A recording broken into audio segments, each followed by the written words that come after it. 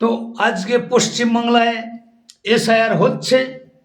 এই এসআইআর হওয়ার মধ্যে দিয়ে ইতিমধ্যে ইতিমধ্যে পশ্চিমবাংলায় 58,20,000 ভোটারের নাম বাদ চলে গেছে, যারা 2016 সাল, 2018 সাল, 2019 সাল, 2021 সাল, 2023 সাল, 2024 সাল এতগুলো ভোট বৈতরণী পার করেছে।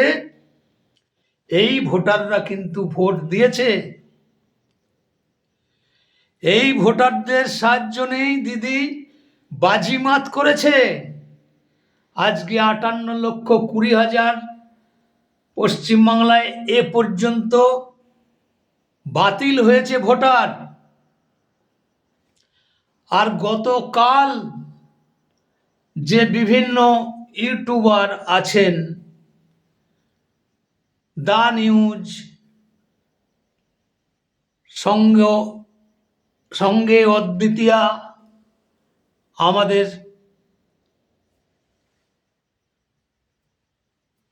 আর বাংলা, শুদ্ধশীলের যে চ্যানেল প্রিয় বন্ধু, আরও রুদ্রবার্তা, নবান্নে নিমন্ত্রণ, অনেকগুলি ইউটিউব চ্যানেল তারা ধারাবাহিকভাবে একদম তথ্য সংগ্রহ করে সঠিক তথ্য দৈনিককার আপডেট নিয়ে এই ইউটিউব যারা চালাচ্ছেন তাদের প্রতিবেদনগুলো আমি তো ফলো করি।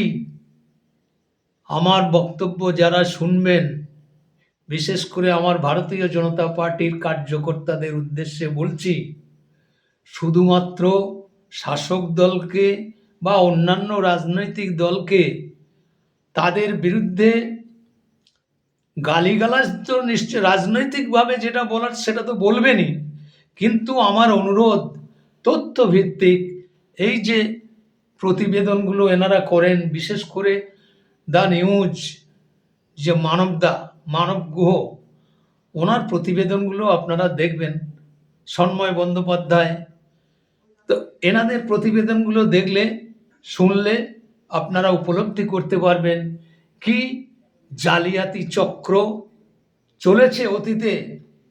আর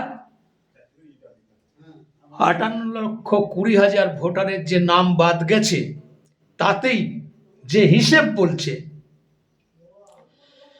এই যে এতগুলো নির্বাচনে বিজেপি 2021 সালের বিধানসভা নির্বাচনে 2,28,00,000 ভোট পেয়েছিল। 2024 সালের লোকসভা নির্বাচনে বিজেপি 2,33,00,000 ভোট পেয়েছিল। কিন্তু লোকসভার আসন যার টার্গেট ছিল 28-29টা, এটা সর্বভারতীয় স্তরে মিডিয়া এবং এক্সিট পোল, জনমত সমীক্ষার ওপরে যে রিপোর্ট আপনারা দেখেছেন, যে বিজেপি 30টার কাছাকাছি লোকসভার আসন পাবে এবং 2021 বিধানসভা নির্বাচনের যে বিষয় সেটা তো আমি একটু আগেই বললাম। তো আমার প্রশ্ন হচ্ছে যে এই যে 58,20,000 বাদ অলরেডি চলে গেছে, আর এসআইআর প্রক্রিয়ার মাধ্যমে 24,32,96,000 এখনো হিয়ারিং হতে বাকি আছে, হিয়ারিং চলছে। এই 24,00,000 যাদের ম্যাপিং ঠিক মতো হয়নি, তাদের মধ্যে 10,00,000, কালকের খবর 10,00,000 পর্যন্ত হিয়ারিং হয়েছে। তো এই যে এখনো 96,00,000, 32,00,000 আর এই 24,00,000, এই টোটাল সংখ্যাটার মধ্যে যদি এর অর্ধেক ভোটারের নাম বাদ যায়, তাহলে বিষয়টা কি দাঁড়ালো? শুভেন্দু অধিকারী যিনি বলেছিলেন যে 1.5 কোটির ওপরে অবৈধ ভোটার, তাদের নাম বাদ যাবে। তো আজকে 58 লক্ষ, 24 লক্ষ, 32 লক্ষ, ওদিকে 96 লক্ষ।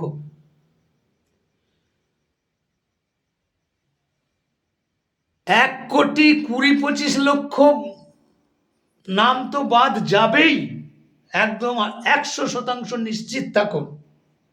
আর সেটা যদি হয়,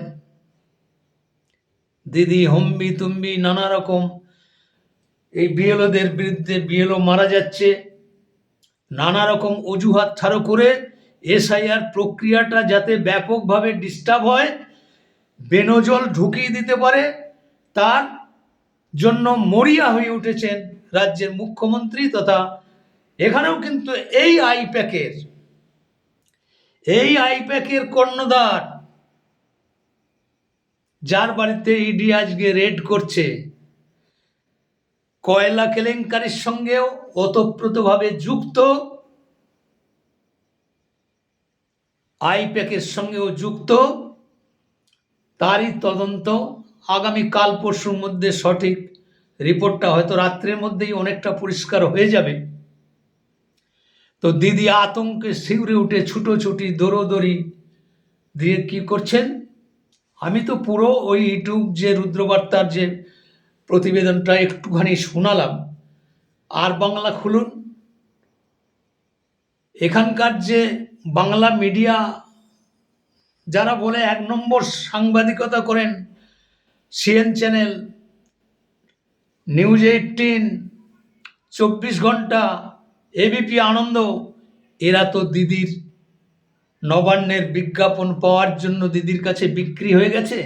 এরা তিলকে তাল করে খবর প্রকাশ করবে, খবরের কাগজে উল্টো পাল্টা খবর প্রকাশ করে, যাতে করে এই নির্বাচন কমিশনারকে পর্যন্ত হেয় প্রতিপন্ন করা যায়, তার জন্য ব্যাপকভাবে এরা প্রচার চালাচ্ছে। এবং তারা সঠিকভাবে এই এসআইআর প্রক্রিয়া করতে বিভিন্ন জায়গায় বাধাপ্রাপ্ত হচ্ছেন। যে মরুগন সাহেব আপনারা দেখেছেন, ওই দক্ষিণ 24 পরগনায় ভাইপোর কেন্দ্রে যাওয়াতে মহিলাদেরকে লেলিয়ে দেওয়া হলো। নির্বাচন কমিশনারের আধিকারিক, এখানকার এই রাজ্যের টপ অফিসার, তার কাছে প্রশ্ন করছে 100 দিনের কাজ পাচ্ছি না কেন, আবাস যোজনার ঘর পাচ্ছি না কেন, এই রকম নানাবিধ প্রশ্ন করে এসব ভাইপো লেলিয়ে দিয়েছে, যাতে একটা ডিস্টার্ব করে এসআইআর প্রক্রিয়াটা ব্যাহত হয়। তার জন্য এই নোংরা খেলায় মত্ত হয়েছে। আর তৃণমূলপন্থী অনেক বিএলও আছেন, যে বিএলও ধরাও পড়ছে। এটা এখনো পর্যন্ত নির্বাচন কমিশনার এই যে 4 জন অফিসারকে এফআইআর করার নির্দেশ দিয়েছে দিল্লি থেকে, এখনো পর্যন্ত এফআইআর হয়নি। তাহলে বুঝতে পারছেন, বিহারের 21 জন এখনো জেল খাটছে, তাদের রেহাই হয়নি। তো সেই প্রক্রিয়া এই রাজ্যের যদি করে, তাহলে বুঝতে পারবেন বাছাধন কোথাকার জল কোথায় গেছে, বুঝতে পারবেন। ইতিমধ্যেই 80 লাখের কাছাকাছি, 80 লাখ ভোটার বাদ গেছে। অলরেডি 80 লাখ ভোটারের নাম বাদ গেছে, যার মধ্যে অনেক মৃত ভোটার আছে, শিফটিং ভোটার আছে, বা নাম এক ব্যক্তির 15টা সন্তান, এমন এমন তথ্য উঠে আসছে। একজন ব্যক্তির 6টা স্ত্রী, তার 20টা ছেলে, তার আবার কেউ 15 বছর বয়সের মধ্যে সন্তান সন্ততির মা হয়ে যাচ্ছে। এই একেবারে মানে জাল, এত জালিয়াতি হয়েছে, সেইগুলো ধীরে ধীরে নির্বাচন কমিশন ছানবিন করে মানুষের সামনে আজকে তুলে ধরছেন। তাই দিদির এত লম্পঝম্প এসআইআর নিয়ে এত নোংরা খেলা উনি খেলছেন। আমার প্রশ্ন, তৃণমূল কংগ্রেসের নেতা কর্মী অনেকে আমার বক্তব্য শোনেন, আমি জানি, আমার ইউটিউব চ্যানেল দেখেন, আমার ফেসবুকে যে আমি পোস্ট করি সেগুলো দেখেন। তা আমি আপনাদের কাছে প্রশ্ন রাখছি যে এই নির্বাচন কমিশনই তো উত্তরপ্রদেশ বিজেপি শাসিত রাজ্য, সেখানে 2 কোটির উপরে ভোটারের নাম বাদ গেছে। গুজরাটে প্রায় 1 কোটি। এ তথ্যগুলো ওই যে ইউটিউবারদের কথা বললাম, এরা ডিটেলস অত তো মনে রাখা সম্ভব নয়, একটা একটা করে ওরা তথ্য হাতে কাগজ নিয়ে তার প্রমাণ হাতে নিয়ে ওই প্রতিবেদনগুলো করে, সেখান থেকে একটু আধটু শুনে আমি আপনাদের সামনে তুলে ধরছি। যে আরও যে 12টা রাজ্যে এসআইআর হচ্ছে, কোনো রাজ্যে শুনেছেন কোনো রাজনৈতিক দল, অবিজেপি রাজনৈতিক দল অনেক আছে, কোনো জায়গায় শুনেছেন এইরকম হল্লা চিল্লা নানা রকমভাবে ছলনার আশ্রয় নিয়ে এসআইআর প্রক্রিয়াকে বানচাল করে দেওয়ার কোনো রকম খবর আসেনি? এই যে বিহারে নির্বাচন হয়ে গেল, বিধানসভা নির্বাচন হয়ে গেল, একটা পিঁপড়ে পর্যন্ত মারা যায়নি, মানুষ তো দূরের কথা, কোনো রকম গুলি গালা খুন খারাপি নোংরামি কোনো খবর আসেনি। তাহলে বুঝে নিন এই রাজ্য সরকারের বিদায় আসন্ন। ওরা বুঝতে পেরেছে যে 2026-এর নির্বাচনে আমাদেরকে মানুষ এমনিতেই প্রত্যাখ্যান করেছে, 21-এই প্রত্যাখ্যান করেছে। এই যে জালি ভোটগুলো আজকে বেরোচ্ছে, যে 80 লক্ষ যে বাদ গেছে তাকে 294 দিয়ে ভাগ করলেই বুঝতে পারবেন। একটা বিধানসভা কেন্দ্রে প্রায় 30-35 হাজার করে ভোটার যদি বাদ যায়, তাহলে রেজাল্ট কি দাঁড়াবে? ওই যে আমি বললাম আগে যে আমাদের বিধানসভা নির্বাচনে 63টা আসন এমন ছিল যেটা 1000 থেকে 5000 ব্যবধানে হেরেছে, আর 90-এর কাছাকাছি এমএলএ নির্বাচিত হতেন, তারা 1 থেকে 10,000 ভোটের ব্যবধানে তারা হেরেছে। তাহলে এই যে বিধানসভা ভিত্তিক যদি 30,000 করে জালি ভোট, বাংলাদেশি অনুপ্রবেশ রোহিঙ্গাদের ভোট এখানে ভোট দিয়েছে, তাহলে এই ভোটগুলো যদি বাদ যায় তাহলে তৃণমূল কোথায় জিতেছে?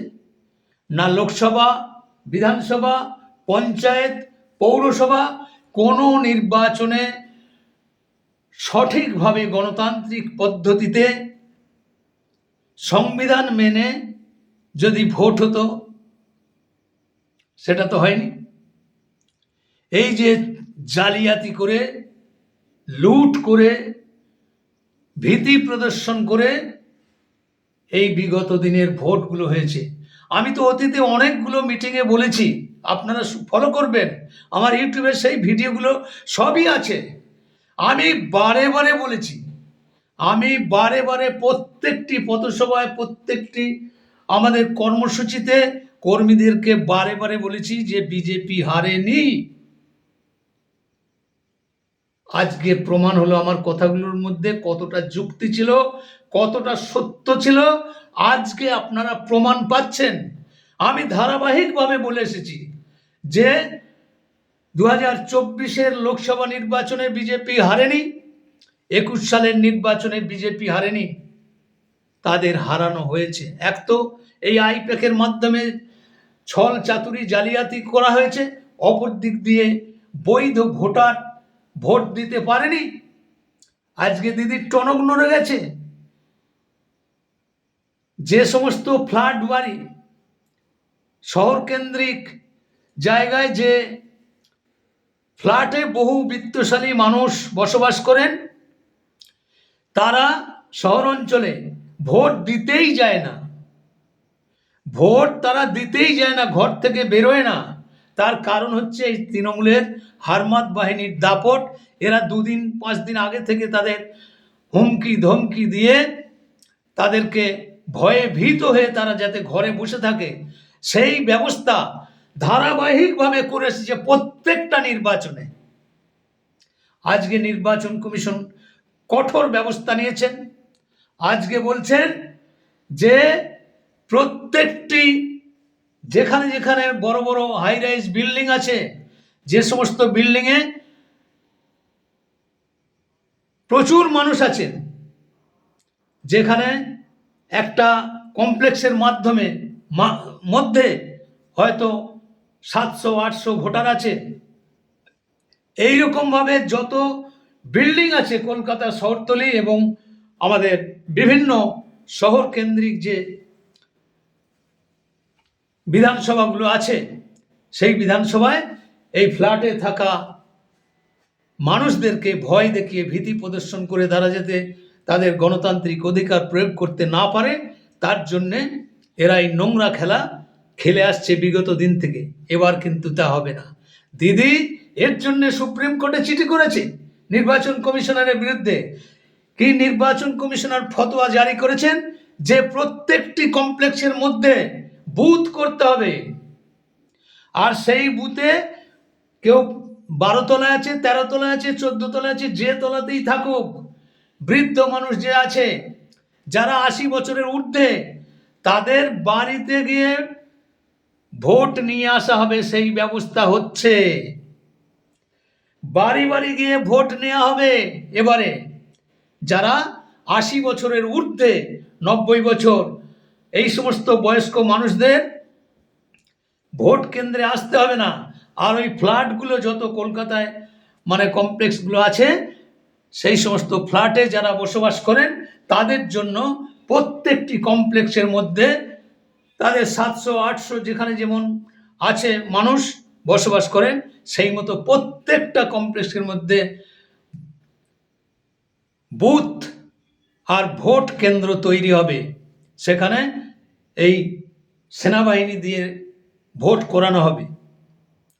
আর আজকের আরেকটি সব থেকে উল্লেখযোগ্য, আমার আজকে এই প্রতিবেদনটা করার, এই ভিডিওটা করার আরেকটা উল্লেখযোগ্য বিষয় হলো নির্বাচন কমিশনার আজকে একটা আভাস দিয়েছেন যে প্রথম তো ঠিক ছিল 2 থেকে 3 দফার মধ্যে ভোট হবে এই পশ্চিমবাংলায়। 2 থেকে 3 দফা। এর আগে 2021 সালের বিধানসভা নির্বাচনে, লোকসভা নির্বাচনে 8 দফায় ভোট হয়েছে, 8 দফা 7 দফায় ভোট হয়েছে। এবারে তো দিদি আরো বিপদে পড়ে গেছে।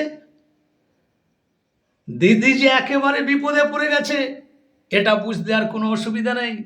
এই যে আজকের যে খবর, চেষ্টা হচ্ছে যে 2026 সালের বিধানসভা 1 দফায় করা হবে গোটা পশ্চিমবাংলায়। দিদির রাতের ঘুম চলে গেছে। এই 1 দফায় ভোট করানো হলে দিদির ওই যে লেটেল বাহিনী, বাংলাদেশি অনুপ্রবেশ আর যে রোহিঙ্গারা ভোট বৈতরণী পার করার জন্যে তারা ভোট লুট করে, অগ্নি সংযোগ করে, বোম, গুলি, লাঠি এই সমস্ত নিয়ে এসে সাধারণ ভোটারদেরকে, নিরীহ ভোটারদেরকে ভয় দেখিয়ে তাদের ভোট থেকে বিরত করে দেন। ভোট দিতে গেছে, সেখানে ধমকি দিল যে আপনার ভোট হয়ে গেছে, চলে যান, বেশি বাড়াবাড়ি করবেন না, তাহলে লাশ পড়ে যাবে এখানে। এই যে বাতাবরণ ভোট বৈতরণী পার হওয়ার, দিদি প্রচন্ড আতঙ্কে আছেন। এই যে একদিনে যদি এই পশ্চিমবাংলার বিধানসভা নির্বাচন হয়, তাহলে সরকারেরও প্রচুর টাকা বাঁচবে। আর দিদি কেন চাইছেন 8 দফায় হোক 7 দফায় হোক? দিদি চাইছেন সীমান্তবর্তী যে জেলাগুলোতে ওই বাংলাদেশি অনুপ্রবেশ, মুর্শিদাবাদ, মালদা, কোচবিহার, জলপাইগুড়ি, আলিপুরদুয়ার, এদিকে ডায়মন্ড হারবার, দক্ষিণ 24 পরগনা, এই সমস্ত জায়গায় যে ব্যাপকভাবে অনুপ্রবেশ এবং বাংলাদেশি অনুপ্রবেশ ও রোহিঙ্গাদের দাপট, সেটা তো এই নির্বাচন কমিশনার যে আধিকারিক গেছে তার উপরে যেভাবে ঝাঁপিয়ে পড়ল, আপনারা তো নিজের চোখেই সেটা দেখেছেন। আর এসআইআর শুরু হওয়ার সঙ্গে সঙ্গেই এই রোহিঙ্গা কতটা গেছে জানি না, সেই তথ্য নেই আমার কাছে। তো আমরা দেখেছি মোবাইলের মাধ্যমে, দূরদর্শনের মাধ্যমে যে পলায়ন করতে দেখছে, যে আমরা তো সঠিক তথ্য প্রমাণ তো আমরা দিতে পারবো না নির্বাচন কমিশনারের কাছে। আতঙ্কে ভয়ে তারা দেশ ছেড়ে চলে, দেশ মানে কি, বাংলাদেশে ফিরে যাচ্ছে, পাকিস্তানে ফিরে যাচ্ছে, আফগানিস্তানে ফিরে যাচ্ছে। এরকম দৃশ্য কিন্তু আপনারাও দেখেছেন, আমিও দেখেছি, তার ছবিও আমার তোলা আছে, আমি প্রিন্ট আউট বার করে রেখেছি। তো এই যে পলায়ন, এসআইআর যদি না হতো এই দৃশ্য আপনারা দেখতে পেতেন না। আর 1 দফায় ভোট হওয়ার যে ঘোষণা করেছেন, এখনো সরকারিভাবে সেইভাবে ঘোষণা এখনো হয়নি। এটা আজকে সকালের একটি প্রতিবেদন একজন ইউটিউবারের মাধ্যমে জানতে পারলাম, যে চেষ্টা হচ্ছে গোটা পশ্চিমবাংলায় 1 দফায় যাতে ভোট করানো যায় তার প্রক্রিয়া শুরু হয়েছে। আর ওই যে ফ্ল্যাট, যে সমস্ত বিল্ডিংয়ে এটা করতে দেবে না, এর জন্য একটার পর একটা চিঠি দিচ্ছে দিদি। বলছেন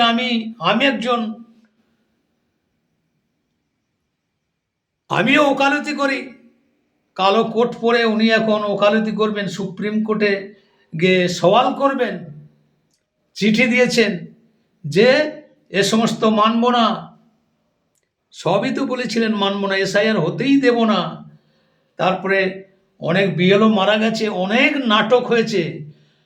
অভিষেক বন্দ্যোপাধ্যায় কদিন আগে দেখলাম 3 জনকে নিয়ে গেছে, ওই র্যাম্পে হাঁটাচ্ছে, মৃত মানুষ নাকি জীবন্ত হয়ে উঠেছে এইটা প্রমাণ করার জন্যে।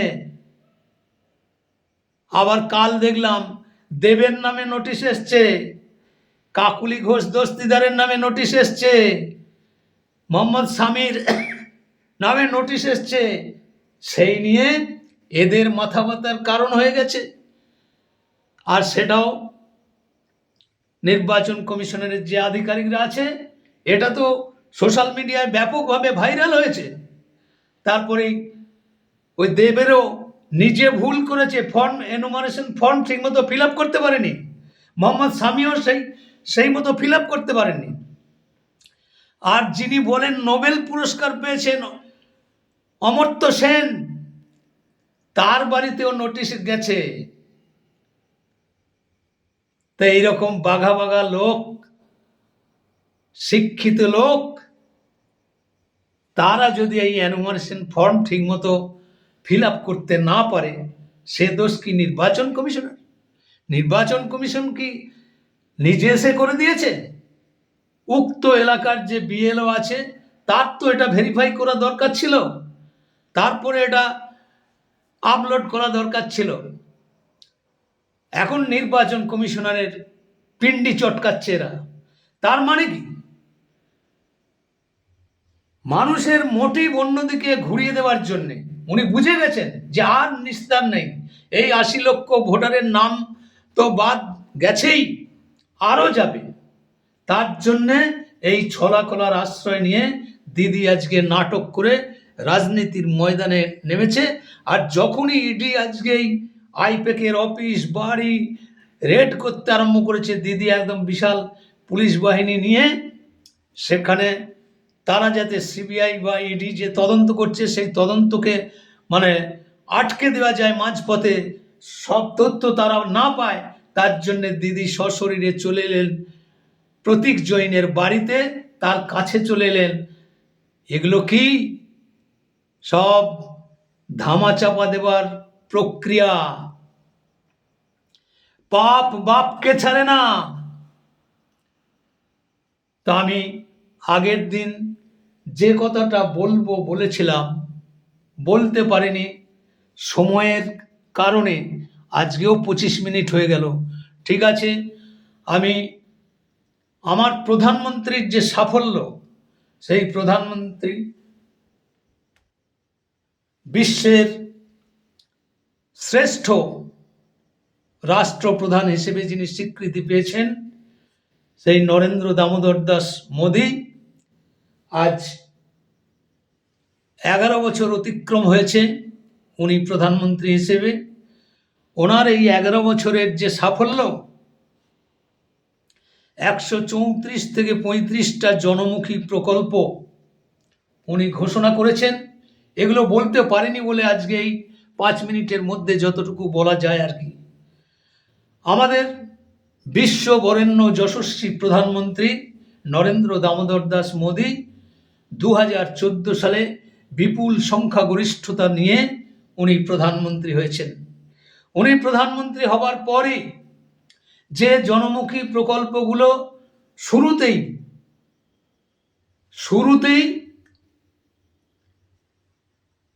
80টার ওপরে জনমুখী প্রকল্প উনি ঘোষণা করেছিলেন। তার পরবর্তীকালে 2014 সাল থেকে 2025 সাল পর্যন্ত আরও অনেকগুলি কর্মসূচি উনি নিয়েছেন এবং মানুষের কল্যাণে এক একটা করে ধারাবাহিকভাবে মানুষের কল্যাণে উনি কাজ করে চলেছেন। প্রথম কি করলেন? চলুন ব্যাংকে যাই। তার মানে ভারতবর্ষের প্রায় 6 লক্ষর ওপরে ব্যাংক আছে। তো এই ব্যাংকে জিরো ব্যালেন্সের অ্যাকাউন্ট খুলে গরিব মানুষদেরকে ব্যাংক মুখী করার যে যোজনা, digital India, make in India, start up India, Kaushal Vikas যোজনা, প্রধানমন্ত্রী সুরক্ষা বীমা যোজনা, প্রধানমন্ত্রী জীবন জ্যোতি যোজনা, প্রধানমন্ত্রীর বেটি বাঁচাও বেটি পড়াও, সুকন্যা সমৃদ্ধি যোজনা, এই যে কালজয়ী যোজনা, মানুষের হিতার্থে আমাদের প্রধানমন্ত্রী ভারতবর্ষের গরিব মানুষকে, সমস্ত স্তরের গরিব মানুষদের জন্য এই যোজনাগুলি উনি ঘোষণা করেছিলেন। সেই যোজনার সুফল ইতিমধ্যে বহু মানুষ পেয়ে গেছেন। এই 11 বছরের মধ্যে কৌশল বিকাশ যোজনার মাধ্যমে প্রায় 2 কোটির কাছাকাছি শিক্ষিত যুবক আজকে চাকরি করছে। এই জনধন যোজনা, যেটা জিরো ব্যালেন্সের অ্যাকাউন্ট, এই জনধন যোজনার মাধ্যমে আজ থেকে 3 বছর আগের যে পরিসংখ্যান, সেই পরিসংখ্যান অনুযায়ী 34 লক্ষ উপভোক্তা, 34 লক্ষ, সারা ভারতবর্ষের 34 লক্ষ গরিব মানুষ, তারা 2 লক্ষ টাকা করে পেয়েছেন। ওই জনধন যোজনা থাকার কারণে জিরো ব্যালেন্স অ্যাকাউন্টের যে ক্রাইটেরিয়া আছে, এই ক্রাইটেরিয়া বহু গরিব মানুষ, অশিক্ষিত মানুষ এই যোজনার যে বিষয়বস্তু আছে এইগুলো সঠিকভাবে জানে না। তাদের দোষ নেই। এর জন্য ব্যাংক কর্তৃপক্ষের করে তাদেরকে বোঝানোর জন্যে বিভিন্ন জায়গায় ক্যাম্প করে এই যোজনার এই সুফল এইগুলো এখন দেখতে পাচ্ছি। আমার গ্রামে যে গ্রাহক সেবা কেন্দ্র, অর্থাৎ